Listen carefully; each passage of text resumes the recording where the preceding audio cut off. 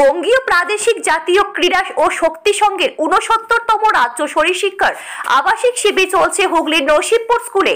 ৩৫০ জন ছাত্রছাত্রী বিভিন্ন জেলার থেকে ৭ দিনের জন্য এই শিবিরে ২২টি খেলাধুলার বিষয়ে শিক্ষা গ্রহণ করছে।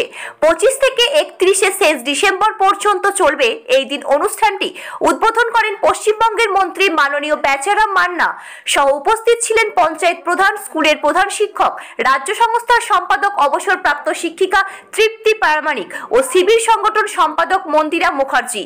শিক্ষণীয় বিষয়গুলির মধ্যে অন্যতম প্যারেড, পিটি, ট্রাফিক, ভারতীয়ম, যোগাসন, জিমন্যাস্টিক, খো খো, কবাডি, টেনিকয়েট যেমন আছে ঠিক তেমনই আছে ব্রতচারী, লোকনৃত্য, সমবেত দেশাত্মবোধক গান, ফার্স্ট এড সহ আরো বিভিন্ন শারীরিক শিক্ষা বিষয়ক বিষয়। এই শিবিরে যোগ দিতে গেলে 3টি জেলা শিবিরের অভিজ্ঞতা থাকা জরুরি। ভোর 5:30টায় প্রার্থনা দিয়ে শিবির শুরু করে নির্দিষ্ট রুটিন মতো সমস্ত ছেলেমেয়েরাই শিক্ষা গ্রহণ করে। প্রতিটি ছাত্রছাত্রীদের এই জীবনে এই শিবিরের অংশগ্রহণ করা খুবই প্রয়োজন। শান্তনু বর্ধনের রিপোর্ট, ওয়ার্ল্ড জনতা টিভি। বিভিন্ন রকম প্রতিযোগিতা হয়, নববর্ষ উৎসব, 23শে জানুয়ারি, 26শে জানুয়ারি ইত্যাদি উৎসবগুলো হয়ে থাকে।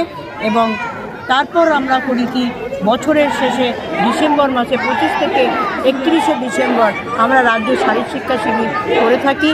এবারও আমরা সেটা শুরু করেছি। এই শিবিরটা হচ্ছে ৬৯তম শিবির। এবার আমার ক্যাম্প সেক্রেটারি রয়েছেন। ক্যাম্প সেক্রেটারি এই শিবির সম্পর্কে আপনি যদি কিছু জানান। নমস্কার, আমি মন্দিরা মুখার্জি।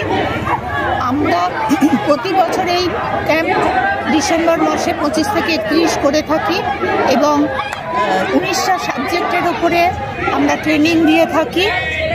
এবং এই ট্রেনিং নিয়ে ছেলেমেয়েরা অনেক জায়গায় চাকরি এবং অনেক প্রতিষ্ঠানে যুক্ত হতে পেরে তাদের নিজেদের সংস্থান করে থাকে।